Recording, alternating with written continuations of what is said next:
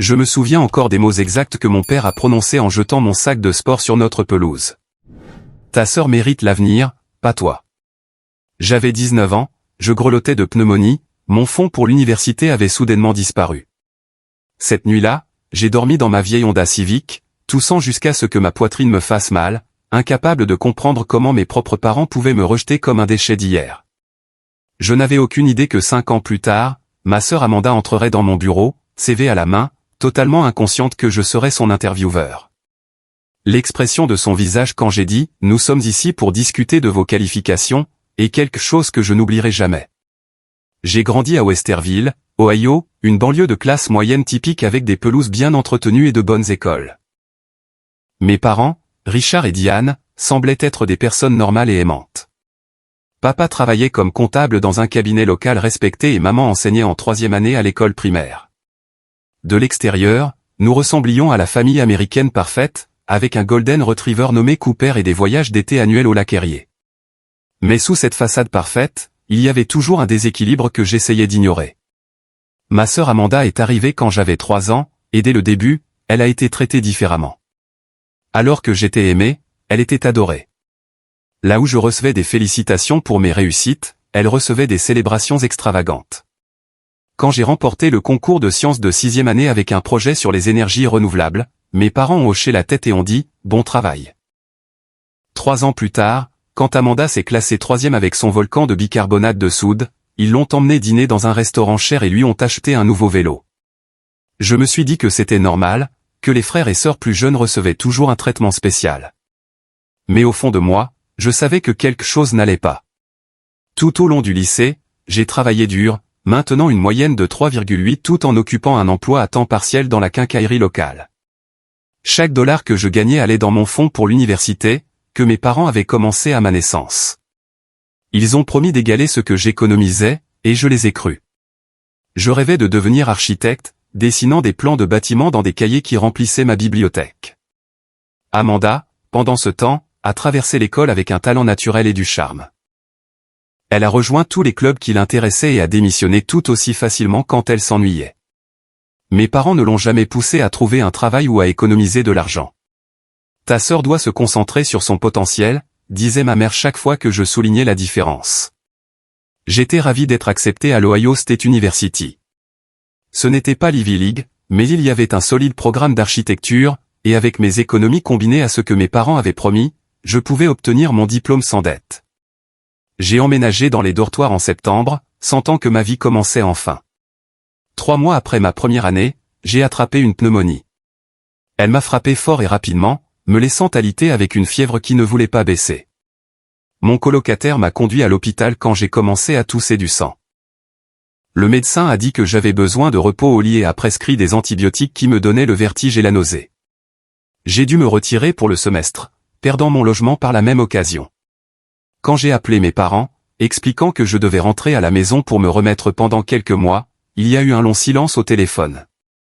Puis mon père a dit « Nous devons parler quand tu arriveras ». Quelque chose dans son ton m'a glacé le sang, et cela n'avait rien à voir avec ma fièvre. Je suis rentré à la maison, faible et épuisé, pour trouver ma mère en larmes dans la cuisine et mon père assis, raide, à la table de la salle à manger. Ils m'ont fait asseoir et m'ont expliqué qu'ils avaient pris une décision familiale difficile. Amanda avait reçu une acceptation anticipée à Princeton, son école de rêve, mais même avec une bourse partielle, il ne pouvait pas se permettre les frais de scolarité. Nous avons décidé d'utiliser ton fonds universitaire pour l'éducation d'Amanda, a dit mon père, comme s'il discutait d'une transaction commerciale. Elle a une réelle chance de grandeur, Steven. Tu peux prendre des prêts ou aller au community college. Je les ai regardés avec incrédulité. Mais c'est aussi mon argent. J'en ai économisé la moitié. Mon père a secoué la tête. Le compte est à notre nom. Légalement, c'est notre décision. C'était le premier coup. Le deuxième est arrivé quand j'ai découvert qu'ils avaient siphonné de l'argent de mon fonds pendant des années, construisant lentement celui d'Amanda tout en me laissant croire que le mien grandissait avec mes contributions. Les relevés bancaires que j'ai trouvés en cherchant mon acte de naissance montraient des transferts réguliers datant de mes 16 ans, à peu près au moment où Amanda a commencé à parler de Princeton. Je les ai confrontés ce soir-là, mes mains tremblant alors que je tenais les relevés imprimés. Ma mère ne pouvait pas me regarder dans les yeux, le visage de mon père s'est durci. Tu as toujours été pragmatique, Steven. Tu retomberas sur tes pieds, a-t-il dit avec dédain. Amanda a plus besoin de cette opportunité que toi. La trahison m'a coupé plus profondément que je n'aurais pu l'imaginer. Toute mon enfance s'est redéfinie dans mon esprit. Chaque traitement inégal était maintenant vu pour ce qu'il était. Une préparation pour ce moment où il choisirait son avenir plutôt que le mien. La confrontation totale a eu lieu le lendemain matin. J'avais passé une nuit agitée, toussant et planifiant ce que j'allais dire. Je suis descendu et je les ai trouvés déjà à table, une enveloppe entre eux.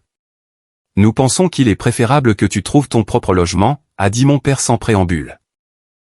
Je suis malade, ai-je protesté, la voix rauque. J'ai besoin de quelques semaines pour me remettre et trouver un travail. Nous y avons beaucoup réfléchi, a dit ma mère, les larmes coulant sur son visage. Elle a poussé l'enveloppe vers moi. Il y a $300 là-dedans. C'est tout ce que nous pouvons épargner pour le moment. Tout ce que vous pouvez épargner? Ai-je répété, incrédule. Vous m'avez pris des milliers de dollars. C'était toujours notre argent. Mon père a claqué. Et surveille tonton. Ce n'est pas facile pour nous non plus. Pas facile. Vous mettez votre fils malade dehors en janvier. Où suis-je censé aller? Mon père s'est levé, sa chaise raclant contre le sol. Ta sœur mérite l'avenir, pas toi. Elle a un réel potentiel. Tu es juste ordinaire, Steven. Tu survivras. Ces mots se sont gravés dans ma mémoire. Ordinaire. Dispensable.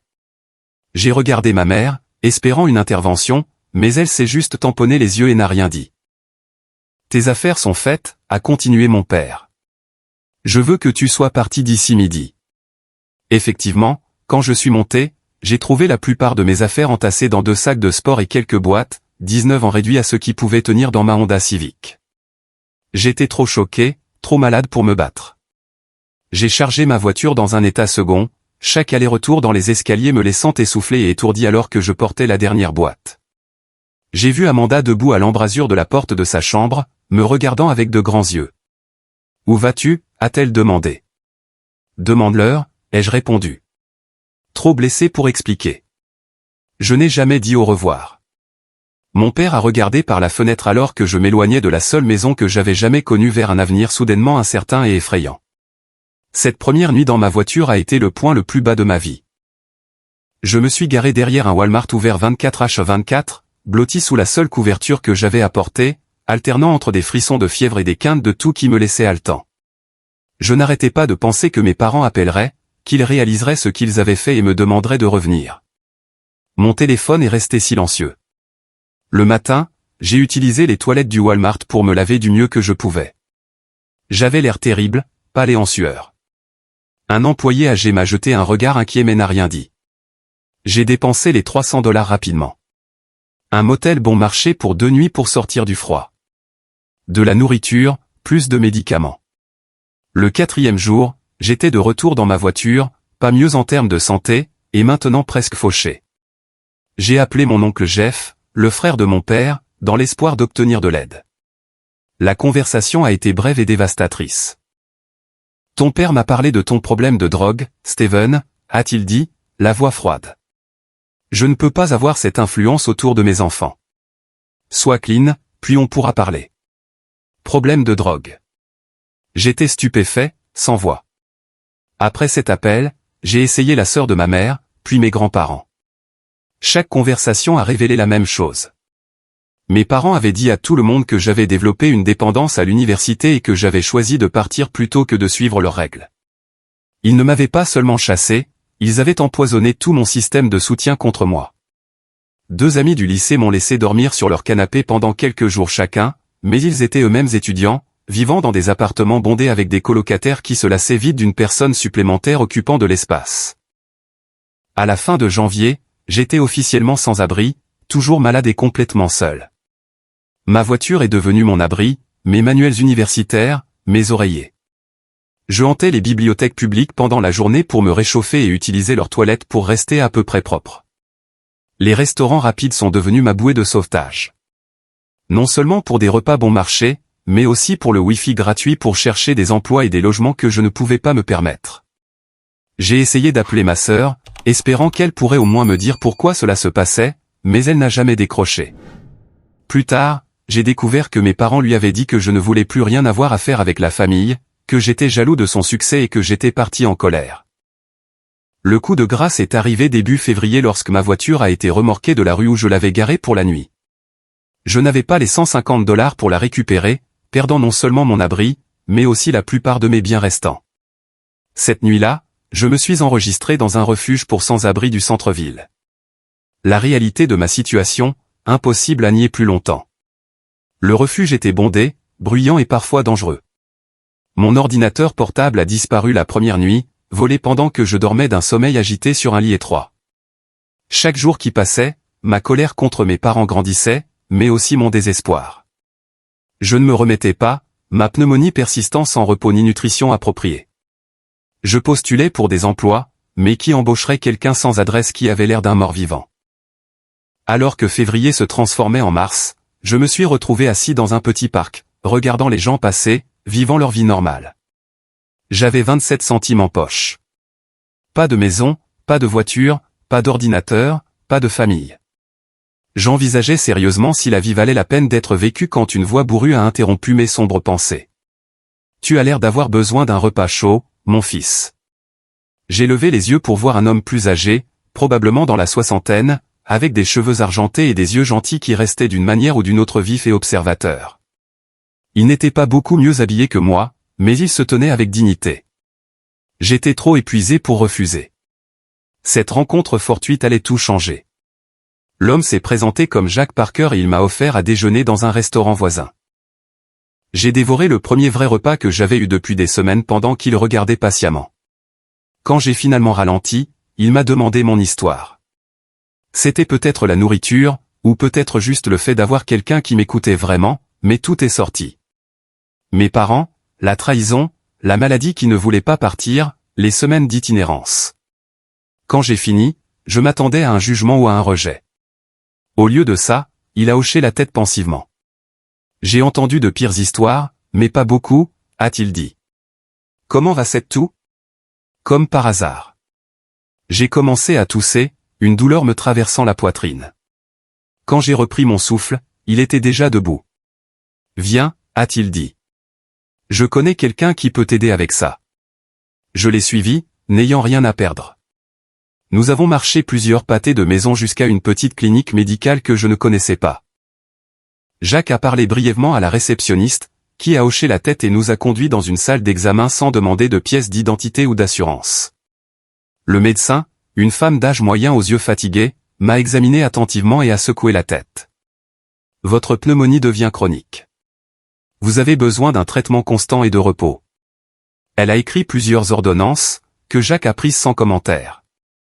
Plus tard, assis sur un banc devant une pharmacie avec mes nouveaux médicaments en main, j'ai finalement posé la question, pourquoi m'aidez-vous? Jacques a soupiré, semblant soudain beaucoup plus âgé. Disons simplement que je rattrape des erreurs passées. Au cours des jours suivants, j'ai appris l'histoire de Jacques par bribes.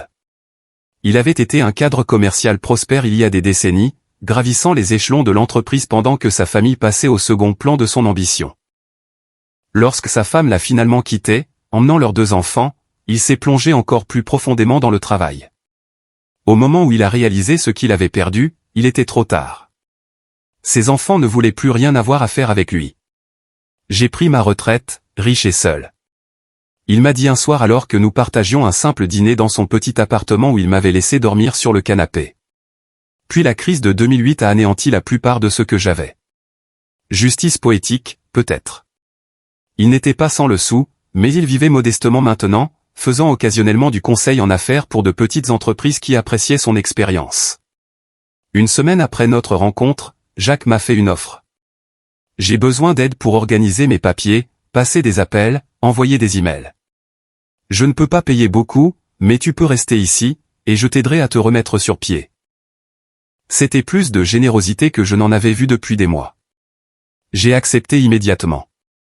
L'arrangement était censé être temporaire, mais il a évolué en quelque chose de plus.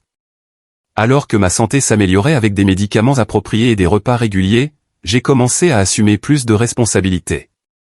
Le conseil occasionnel de Jacques était en fait une petite entreprise qu'il dirigeait depuis son bureau à domicile, conseillant les entreprises en difficulté sur la restructuration et l'efficacité. J'avais un don pour le côté administratif, organisant ces dossiers chaotiques et mettant en place un système de facturation approprié. Bientôt, j'assistais aux appels des clients, prenais des notes et offrais des idées que Jacques appréciait réellement. Un soir, environ 2 mois après notre rencontre, Jacques a eu une quinte de tout qui ne s'arrêtait pas. J'ai reconnu le son, la façon dont il se serrait la poitrine. J'ai appelé une ambulance malgré ses protestations. À l'hôpital, pendant que nous attendions les résultats des tests, il m'a finalement dit la vérité. Cancer, stade 4, poumon et foie. Il l'a dit sans détour. Diagnostiqué il y a 6 mois. Les médecins m'ont donné 1 an, peut-être moins. J'étais abasourdi. Pourquoi ne m'as-tu pas dit? Je ne voulais pas de ta pitié, dit-il simplement. De plus, t'aider m'a fait du bien. Ça me donne un but. Jacques s'est suffisamment remis pour rentrer chez lui. Mais l'épisode a changé notre relation. Il y avait une urgence maintenant à tout ce qu'il m'enseignait sur les affaires, la finance et les gens. Il ne me donnait pas seulement un travail. Il me transmettait tout ce qu'il savait. Tu es intelligent, Steven, m'a-t-il dit. Plus intelligent que moi à ton âge, mais tu as besoin de références dans ce monde. Nous allons te faire retourner à l'école. Il m'a aidé à m'inscrire au Community College, payant mes frais de scolarité avec ses économies malgré mes protestations. Je suivais des cours de commerce le soir tout en gérant son travail de consultant le jour. Chaque dollar que je gagnais allait dans un nouveau compte d'épargne qu'il a insisté pour que j'ouvre. Tes parents ont volé ton avenir, a-t-il dit. Nous t'en construisons un nouveau. Alors que l'été se transformait en automne, la santé de Jacques s'est rapidement détériorée. Entre les visites à l'hôpital, il m'a présenté ses contacts, des gens qui lui devaient des faveurs ou respectaient son jugement. C'est Steven, disait-il. C'est l'avenir de mon entreprise. Faites-lui confiance comme vous me feriez confiance. Une nuit pluvieuse d'octobre. Après avoir terminé une proposition complexe pour un nouveau client entièrement seul, Jacques m'a tendu un dossier. J'ai fait quelques recherches, dit-il, la voix plus faible qu'elle ne l'avait été ce matin-là. À propos de tes parents. À l'intérieur se trouvait un rapport détaillé sur le cabinet comptable de mon père, y compris des preuves d'irrégularité fiscale et de fraude possible remontant à des années. J'ai des amis dans des endroits intéressants, a expliqué Jacques. Ton père a pris des raccourcis. Rien qui ne l'enverrait en prison probablement, mais assez pour ruiner sa réputation si ça sortait. J'ai regardé les documents, ne sachant pas quoi ressentir. Une partie de moi voulait se venger, dénoncer mon père et regarder sa vie soigneusement construite s'effondrer comme la mienne. Une autre partie reculait à l'idée de devenir aussi calculateur et cruel qu'il l'avait été. Jacques a semblé lire dans mes pensées. Je ne te suggère pas d'utiliser ça, dit-il. Sache simplement que les gens qui blessent les autres ont souvent leurs propres secrets. La connaissance et le pouvoir, Steven. Ce que tu en fais te définit. J'ai rangé le dossier, pas prêt à décider. 2 semaines plus tard, Jacques a été admis en soins palliatifs. J'ai passé chaque instant que je pouvais à son chevet, regardant l'homme qui m'avait sauvé la vie s'éteindre lentement.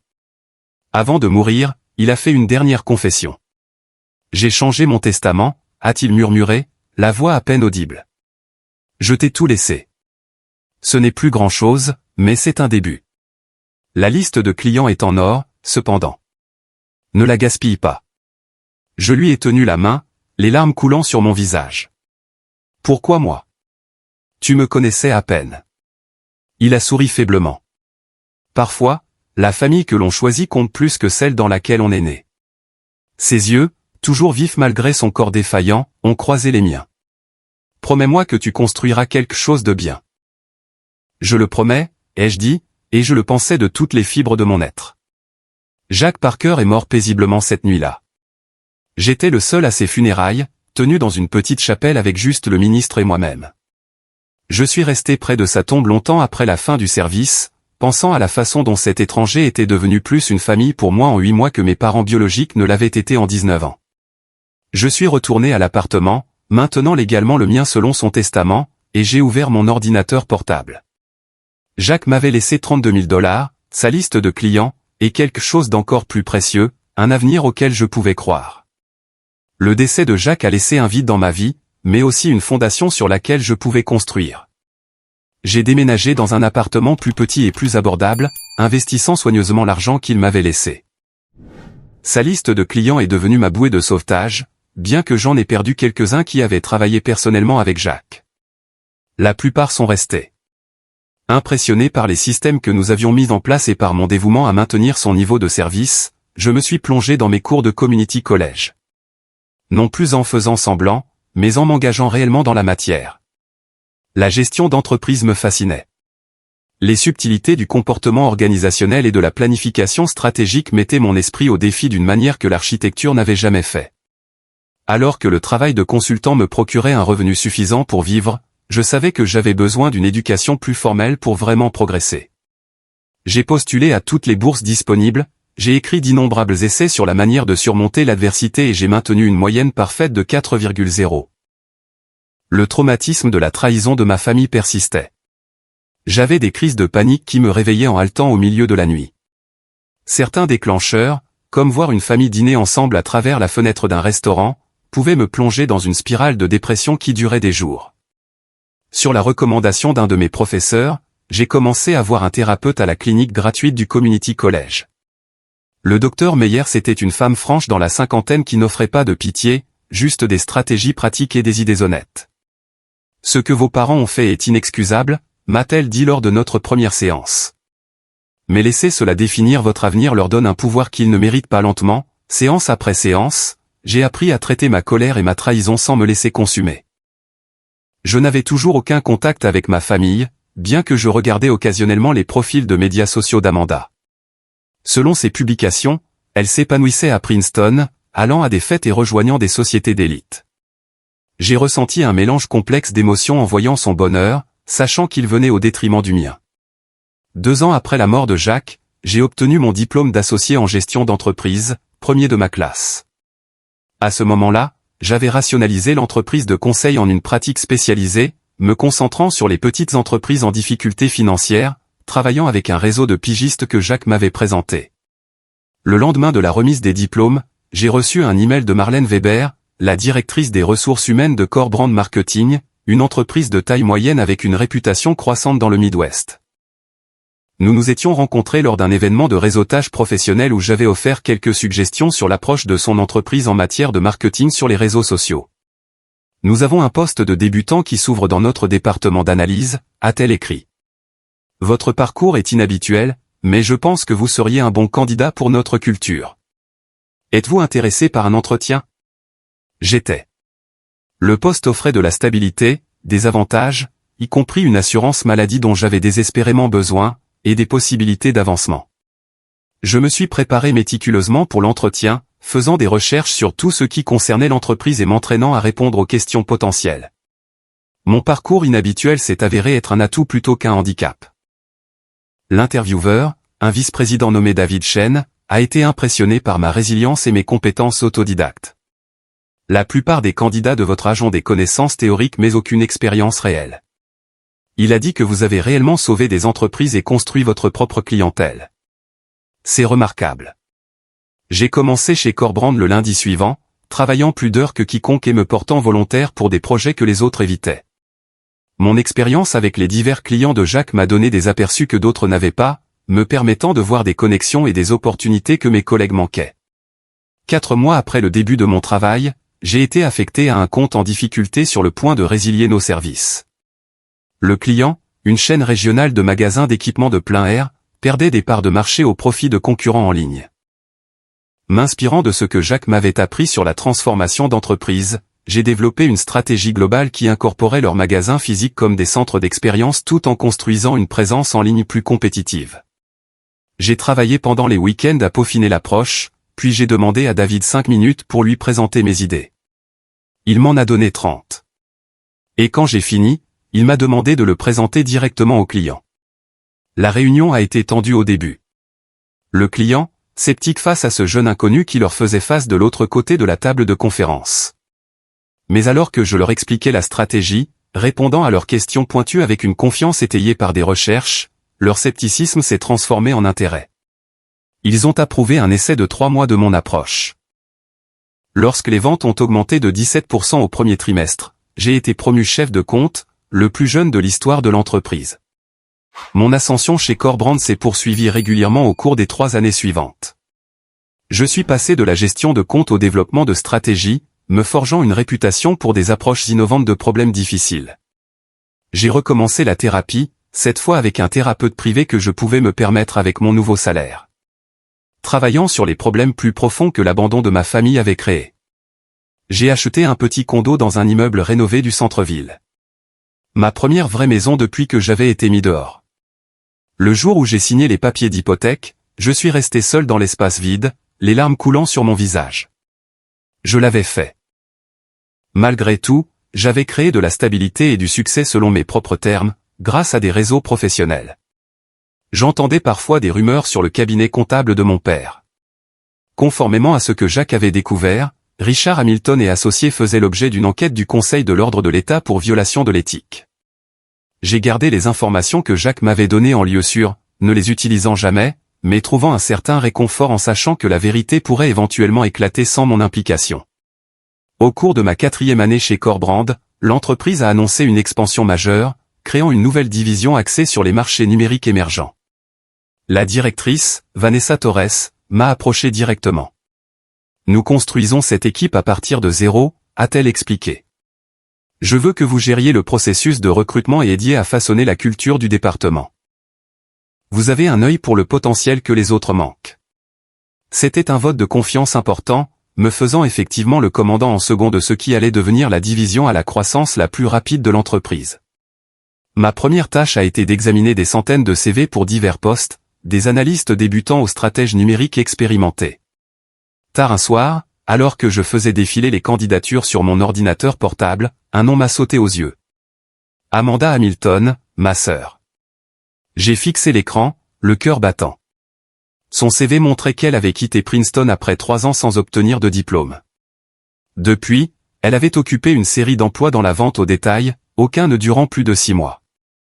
Elle postulait pour un poste de création de contenu de premier échelon, un poste pour lequel elle était à peine qualifiée. J'ai fermé mon ordinateur portable, soudainement incapable de respirer. 5 ans s'étaient écoulés depuis ce jour de janvier où ma vie avait été bouleversée. 5 ans de lutte, de croissance et de reconstruction. Et maintenant, par une coïncidence cosmique ou un coup du sort, l'avenir de ma sœur était littéralement entre mes mains, je me suis versé un verre de whisky et je suis allé sur mon petit balcon, regardant les lumières de la ville. Que me conseillerait Jacques de faire? Quel était le bon choix ici? Non seulement professionnellement, mais aussi pour ma propre guérison. Le matin, j'avais pris ma décision. Je l'interviewerai moi-même. Les 3 années qui ont suivi la mort de Jacques m'ont transformé d'une manière que je n'aurais jamais pu prédire. Alors que ma carrière chez Corbrand s'épanouissait, j'ai travaillé tout aussi dur à reconstruire ma vie personnelle et ma santé émotionnelle. Mon thérapeute, le Dr Reeves, m'a aidé à comprendre que mes tendances à travailler de manière excessive, bien que productive, étaient en partie un mécanisme de défense. Vous avez peur de ralentir parce qu'alors vous pourriez devoir ressentir tout ce que vous avez fui. Elle a observé lors d'une séance particulièrement difficile. Elle avait raison. J'avais substitué la réussite à la connexion, utilisant le succès professionnel pour combler le vide que ma famille avait laissé. Lentement, j'ai commencé à m'ouvrir, d'abord à des collègues, puis à de vrais amis. Marcus, un graphiste du département créatif, est devenu mon premier vrai ami chez Corbrand. Après avoir été tous les deux coincés à travailler tard sur une présentation, nous nous sommes liés d'amitié grâce à notre amour commun pour les films indépendants obscurs et avons commencé à nous retrouver chaque semaine pour des soirées cinéma. Par l'intermédiaire de Marcus, j'ai rencontré Elena, une professeure de littérature à l'université locale qui a remis en question ma vision du monde axée sur les affaires avec des perspectives sur la philosophie et l'art. Notre amitié a évolué en une brève romance qui, bien qu'elle n'ait finalement pas duré, m'a aidé à réaliser que j'étais de nouveau capable de confiance et de vulnérabilité. J'ai construit ce que les thérapeutes appellent une famille choisie. Des gens liés par le choix plutôt que par le sang. Nous avons célébré les fêtes ensemble, nous nous sommes soutenus pendant les crises et nous avons créé de nouvelles traditions qui ont aidé à guérir mon association des réunions de famille à la douleur et à la trahison. Ma situation financière s'est stabilisée puis a prospéré. J'ai investi avec soin, me souvenant des leçons de Jacques sur l'importance de la diversification et de la pensée à long terme. À 24 ans, j'avais entièrement remboursé mes prêts étudiants du Community College et j'avais créé un compte de retraite sain. Occasionnellement, je cherchais mes parents sur les réseaux sociaux, non pas par désir de renouer le contact, mais simplement pour savoir ce qui se passait dans leur vie. Ce que j'ai découvert m'a surpris. Le cabinet comptable de mon père avait en effet subi les conséquences de leur manquement à l'éthique. Plusieurs clients avaient déposé des plaintes pour pratiques inappropriées, ce qui avait conduit à une enquête du Conseil de l'État. Bien qu'il ait évité des poursuites pénales, sa réputation professionnelle a été gravement endommagée. Ils avaient vendu leur maison en banlieue, déménageant dans un condo beaucoup plus petit en dehors de la ville. Les médias sociaux d'Amanda racontaient une histoire différente de l'expérience universitaire insouciante que ses premières publications suggéraient. En lisant entre les lignes de ces mises à jour de plus en plus rares, j'ai compris que Princeton n'avait pas été l'expérience de rêve pour laquelle mes parents avaient sacrifié mon avenir. Ces publications sur l'excitation académique ont cédé la place à des photos de fête, puis à de vagues références à une pause pour se retrouver. Je n'ai ressenti aucune satisfaction face à leurs difficultés, juste une tristesse creuse pour ce qui aurait pu être s'ils avaient fait des choix différents. En thérapie, j'ai travaillé sur ma colère persistante, arrivant à comprendre que leur traitement de moi reflétait leur propre peur et limite plus que tout échec de ma part.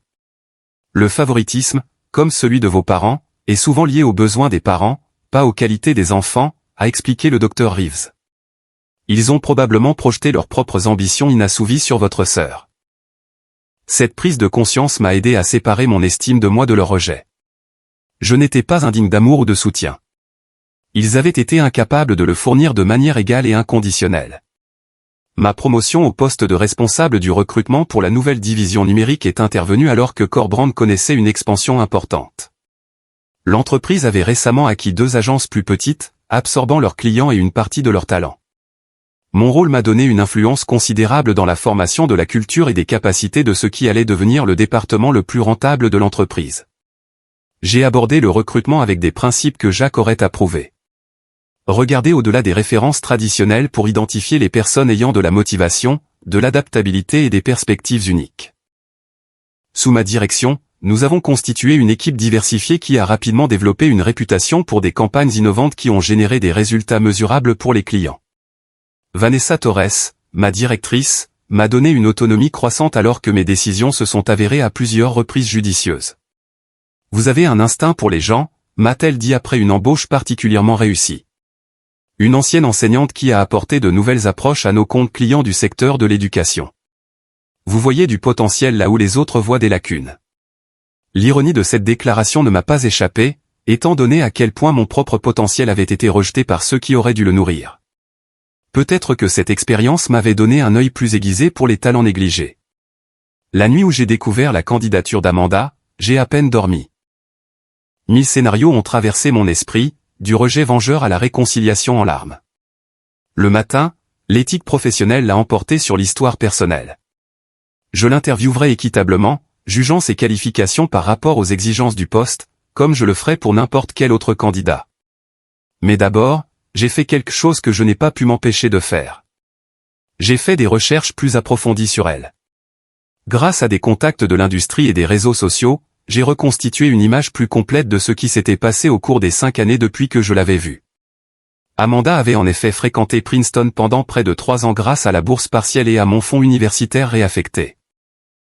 Mais selon un ancien camarade de classe travaillant maintenant au bureau de New York de Corbrand, elle avait eu des difficultés académiques et sociales, la pression d'être une étudiante de première génération de l'Ivy League issue d'un milieu de classe moyenne ayant fait des ravages. Elle était partie sans obtenir son diplôme, retournant en Ohio, où nos parents étaient maintenant confrontés à des difficultés financières suite à l'effondrement de l'entreprise de mon père. Elle avait travaillé dans la vente au détail au centre commercial, puis comme assistante administrative dans une agence de marketing locale, trop petite pour offrir des possibilités d'avancement. Plus j'en apprenais, plus mes sentiments devenaient complexes. La sœur que j'avais enviée et ressentie n'avait pas reçu l'avenir doré que mes parents avaient promis. Le sacrifice qu'ils m'avaient forcé à faire avait été vain. Le matin de l'entretien, je suis arrivé au bureau 1 heure plus tôt, examinant sa candidature une dernière fois.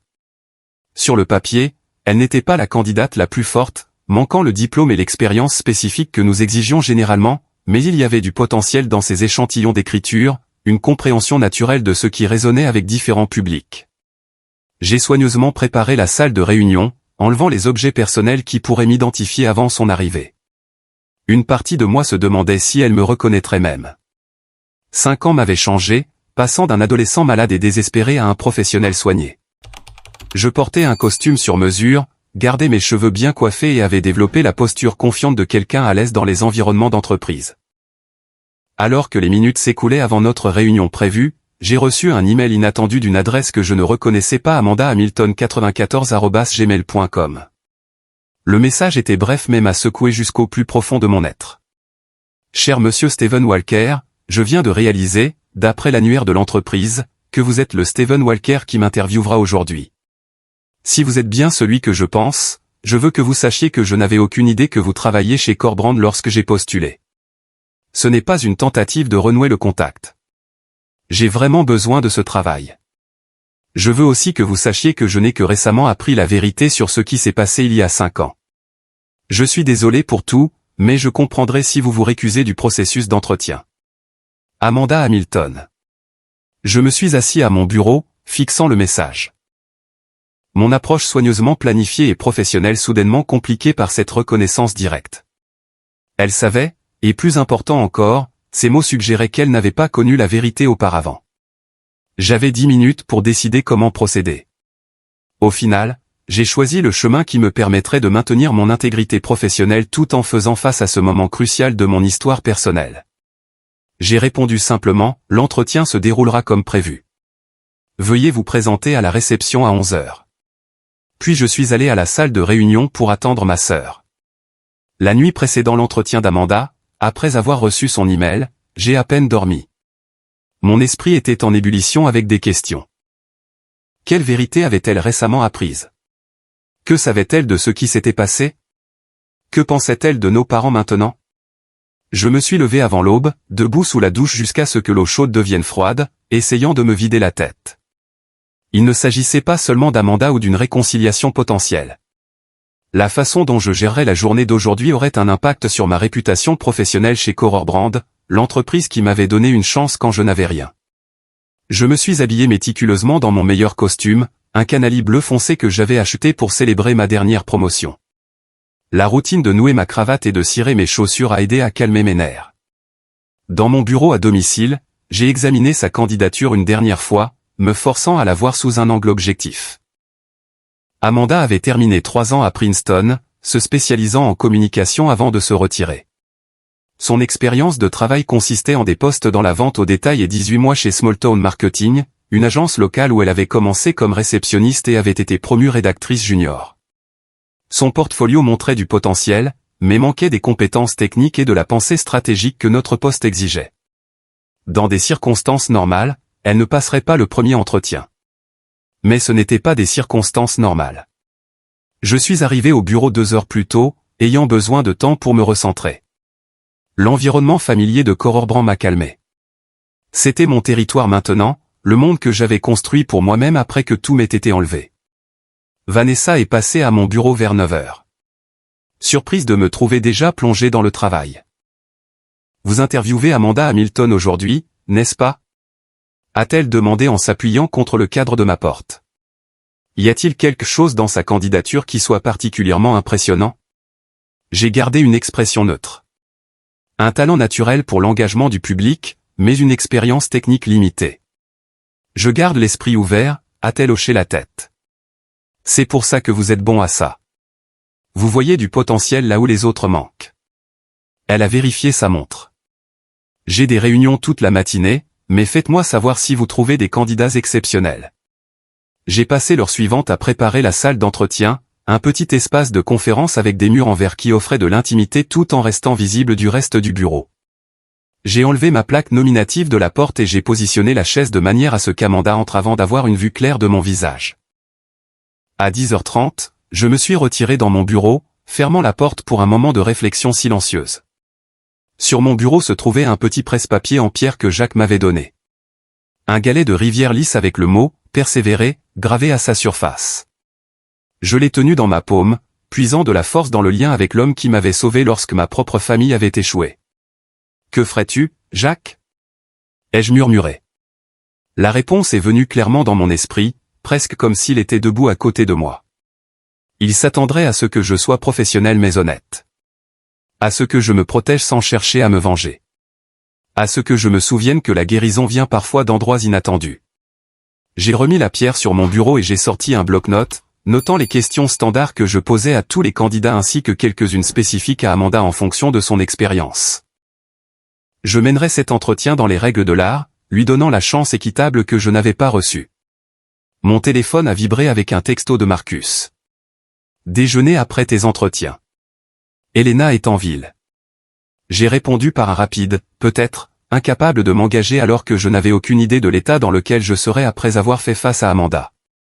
À 10h55, mon assistante Maya a frappé à ma porte. Votre candidat de 11h est là. La réception a appelé. Merci. Je suis là tout de suite. J'ai pris une profonde inspiration, redressant ma cravate une dernière fois. 5 ans de construction d'une nouvelle vie avaient mené à ce moment.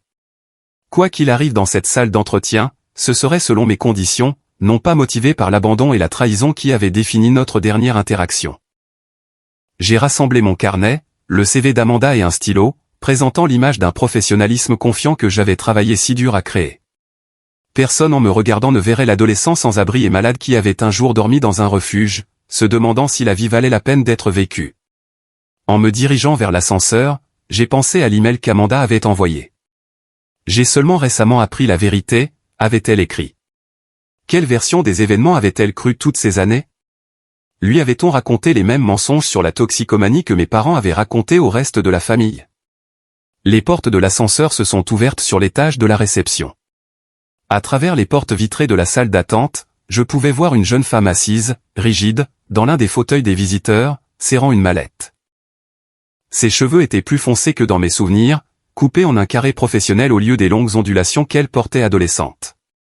Elle était plus mince, son visage montrant des rides de stress qui n'étaient pas là à 16 ans. Pendant un instant, la voir a déclenché un flot de souvenirs. Des fêtes d'anniversaire où son gâteau était plus grand. Des événements scolaires où elle recevait des ovations debout alors que mes réalisations passaient inaperçues. Le dernier aperçu d'elle, regardant depuis l'embrasure de sa chambre. Alors que je sortais ma vie dans des boîtes, j'ai repoussé les souvenirs. Aujourd'hui n'était pas une question de passé. Il s'agissait de démontrer qui j'étais devenu, malgré tout ce qui m'avait été fait. J'ai hoché la tête à la réceptionniste et je suis entré dans la salle d'attente.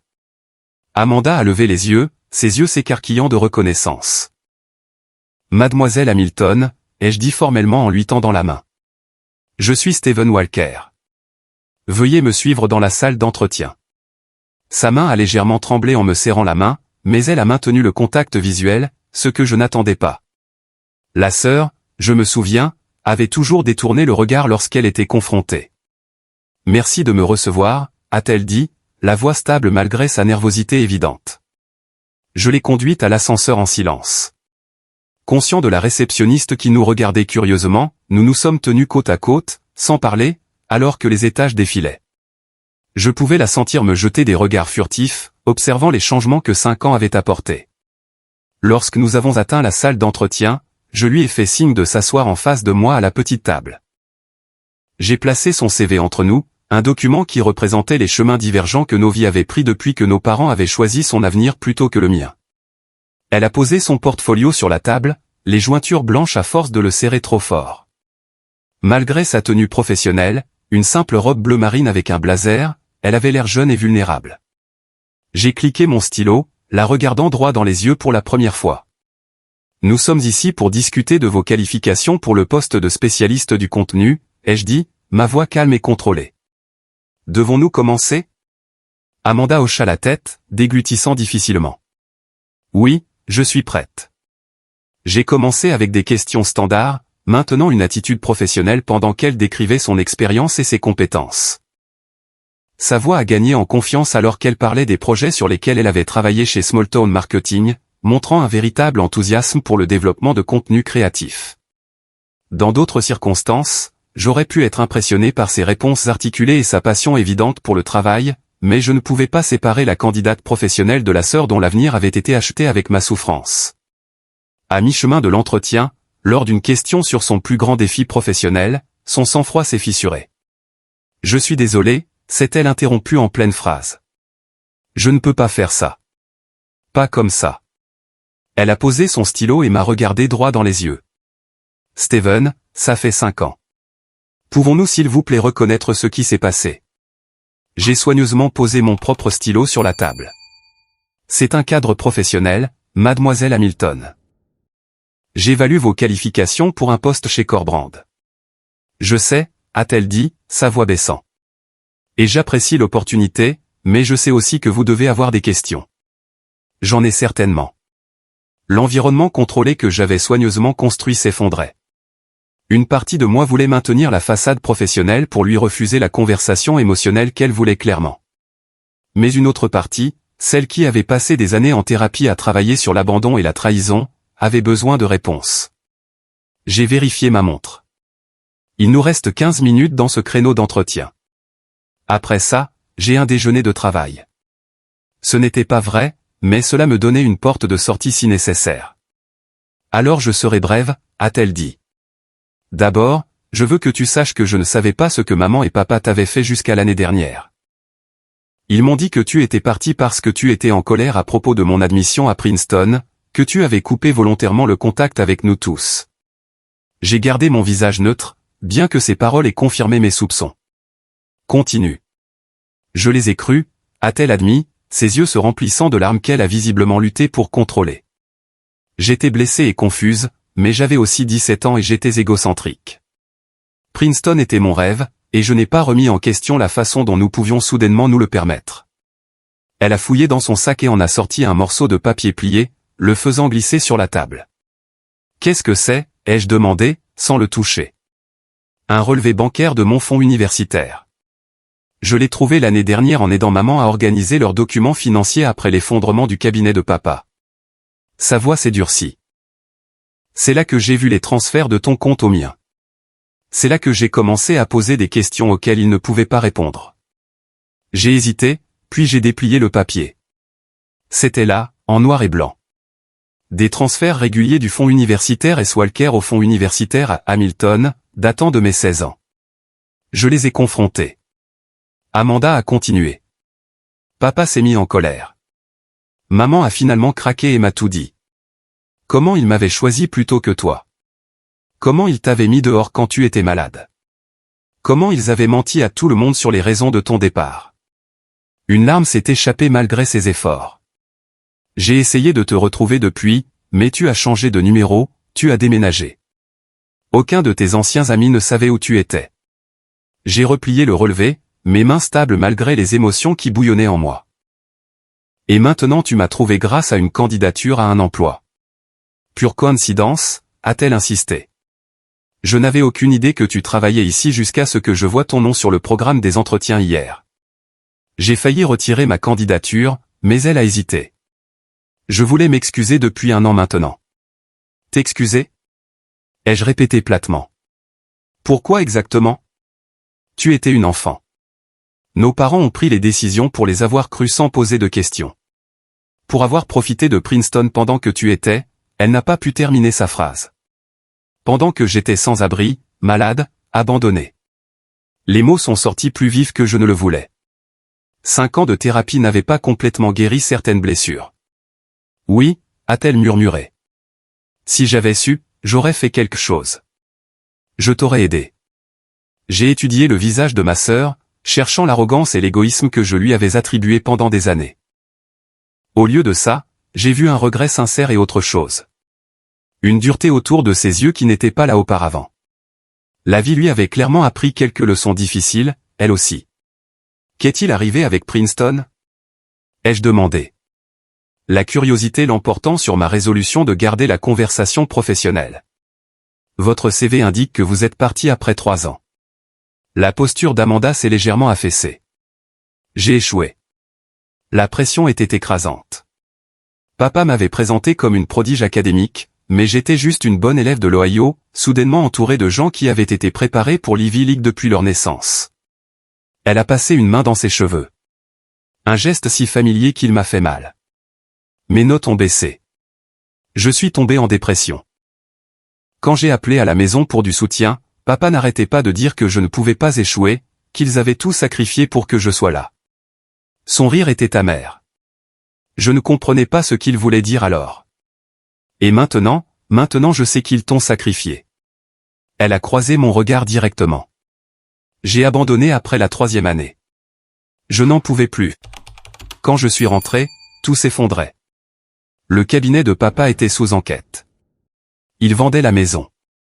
Et soudain, j'étais la déception au lieu de l'enfant prodige. La minuterie de mon téléphone a sonné, indiquant que notre temps d'entretien prévu était terminé. Je l'ai mise en sourdine mais je n'ai pas bougé pour me lever. « Que veux-tu de moi, Amanda ?» ai-je demandé doucement. « Au-delà de cet entretien d'embauche, rien que tu ne veuilles donner, » a-t-elle dit.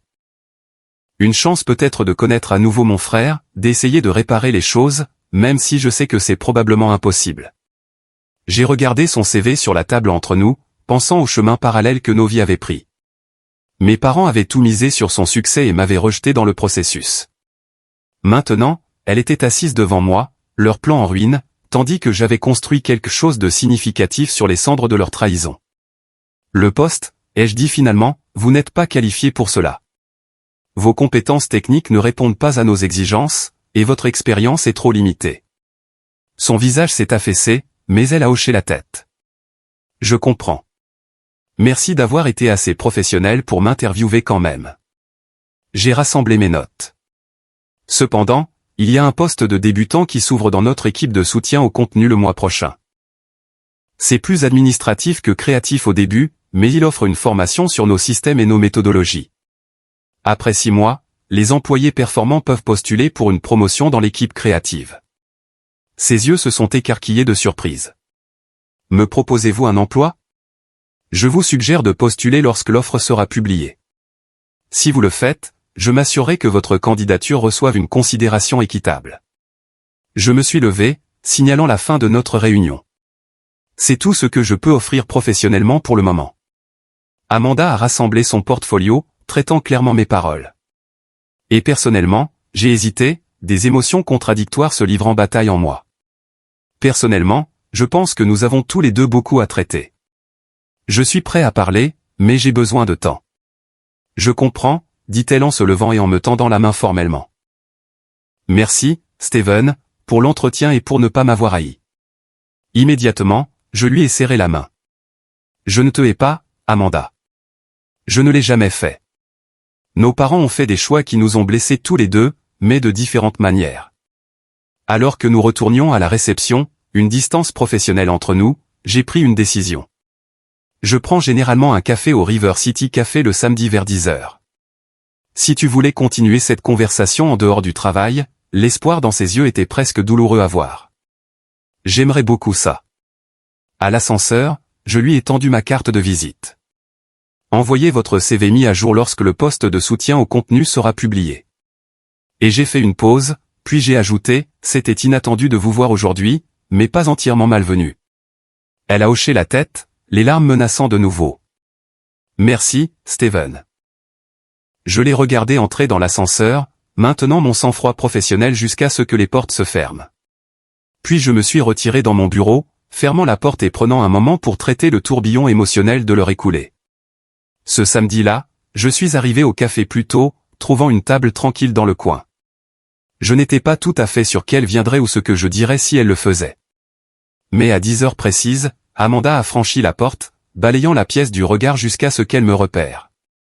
Notre conversation ce matin-là a duré des heures, douloureuse et curative à tour de rôle. Elle m'a parlé de la chute de nos parents, comment les raccourcis éthiques de mon père l'avaient finalement rattrapé, entraînant la perte de clients importants et finalement sa licence d'exercice. Ils avaient perdu leur maison, leur statut social et la plupart de leurs amis. Ils ne parlent jamais de toi, a-t-elle dit. C'est comme s'ils t'avaient effacé de notre histoire familiale. Quand je les ai confrontés avec ce que j'avais trouvé, papa s'est mis en colère. Mais maman a juste pleuré pendant des jours. Je pense qu'elle a toujours su que ce qu'ils avaient fait était impardonnable.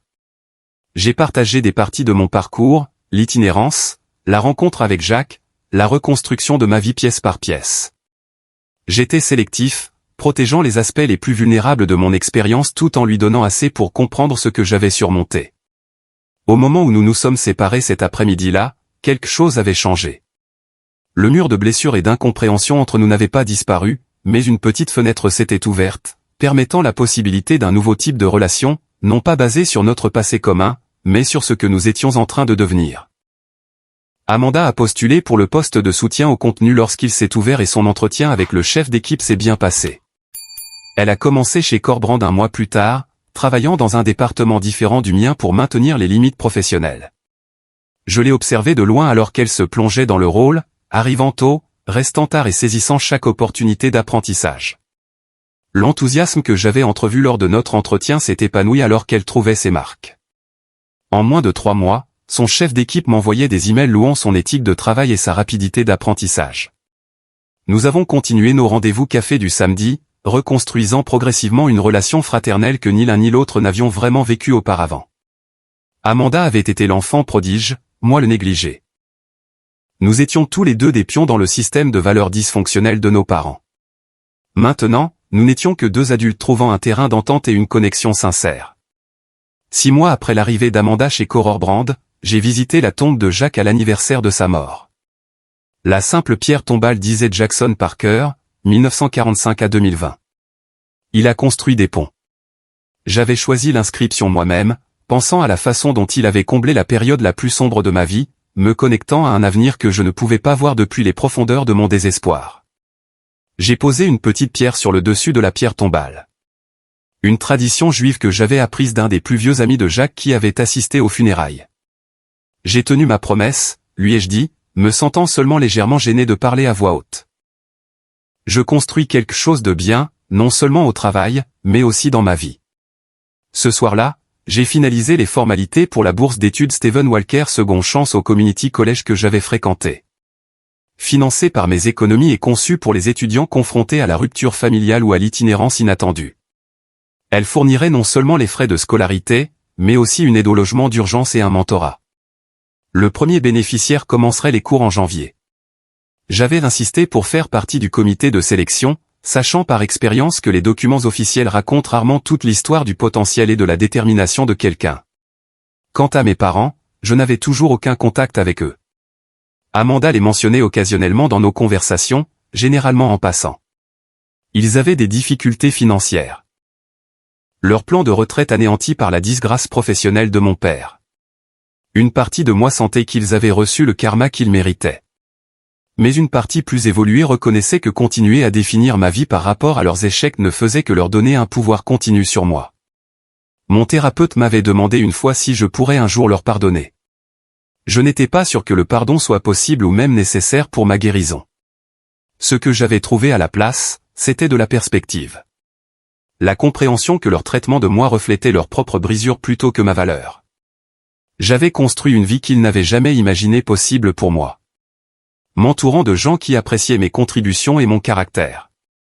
Jacques avait vu mon potentiel quand mes propres parents ne pouvaient pas ou ne voulaient pas. Maintenant, je m'efforce d'honorer sa foi en moi en étendant cette même reconnaissance aux autres, y compris, prudemment, à ma sœur.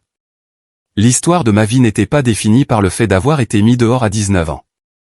Elle était définie par ce que j'avais construit depuis. Une carrière, des amitiés, un but, et maintenant le début d'une relation guérie avec Amanda. Les chapitres douloureux n'avaient pas disparu, mais ils ne constituaient plus tout le récit. Si vous avez déjà été trahi par ceux qui auraient dû vous protéger, sachez que leur échec ne détermine pas votre valeur. Votre avenir n'est pas limité par leur incapacité à voir votre potentiel. Construire une vie selon vos propres termes est à la fois possible et profondément gratifiant. Avez-vous déjà dû vous reconstruire après une profonde trahison? J'adorerais lire vos histoires dans les commentaires. Si cette histoire vous a touché, n'hésitez pas à aimer et à vous abonner à la chaîne pour plus de contenu sur la manière de surmonter l'adversité et de trouver votre voie. Partagez avec quelqu'un qui pourrait avoir besoin d'entendre que la famille n'est pas toujours une question de sang. Parfois, il s'agit des gens qui croient en vous quand personne d'autre ne le fait. Merci d'avoir écouté mon parcours. Puissiez-vous trouver la force de persévérer à travers vos propres défis et d'en sortir plus fort de l'autre côté.